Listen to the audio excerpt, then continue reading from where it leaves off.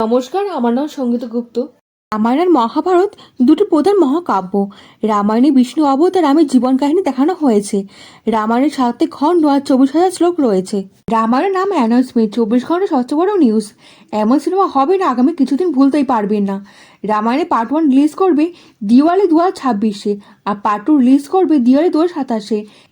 এরপর যেটা আসবে না, ইন্ডিয়ান ম্যাপই বদলে দেবে। 1 minute 27 second title announcement video দেখানো হয়েছে। এটি বেশি বড় বলে মনে হয়েছে। এত বড় ভিডিও কি দেখার দরকার ছিল? এরপর যেটা আসবে সেটা হলো তুফান। রামায়ণে রামের চরিত্রে অভিনয় করবে রণবীর কাপুর, আর রাবণের চরিত্রে অভিনয় করবে ইয়াশ। এরা দুজন একসঙ্গে কাজ করলে না নতুন রেকর্ড সৃষ্টি হয়ে যাবে। শোনা যাচ্ছে রামায়ণ পার্ট 1 পার্ট 2-তে 840 কোটি খরচ করা হয়েছে। এই সিনেমা হিট করতে গেলে 1500 কোটি ইনকাম করতে হবে। 15 জিনিসের কথা বলবো, ফিল্ম আপনার জন্য কী কী সারপ্রাইজ অপেক্ষা করছে।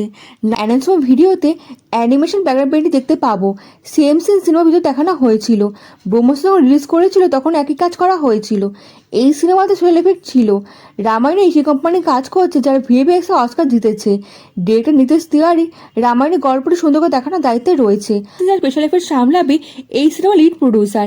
এই সিনেমার ভিএফএক্স এর সিনগুলো ডিটেলে কাজ করা হচ্ছে, যার উদাহরণ হিসাবে এই নতুন ভিডিও দেখে নিতে পারেন। রামায়ণের কাস্টিংয়ের ব্যাপারে পাবলিককে জানানো হবে। একজন না দুজন না অনেক অভিনেত্রীরাই কাজ করছে। অনুরাগ গোবিন্দ ভগবান দশরথ চরিত্রে অভিনয় করছে। কুণাল কাপুর ইন্দ্রের চরিত্রে দেখানো হবে।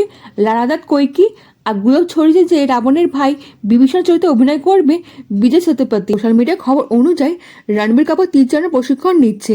আজিঙ্কা ঋষি বিশ্বামিত্র চরিত্রে অভিনয় করবে, যিনি ভগবান রামের পরামর্শদাতা ছিলেন। ইন্দ্রা কৃষ্ণার কৌশলের চরিত্রে অভিনয় করবেন। রামায়ণের কাস্টিং দায়িত্ব সামলাবে মুকেশ ছাওয়া। অমিতাভ বচ্চন এই সিনেমাতে রয়েছে, কিন্তু কোন চরিত্র এখনো জানা যায়। সিনেমাতে কাজ করতে চলেছেন দুজন অস্কারজয়ী সঙ্গীত পরিচালক।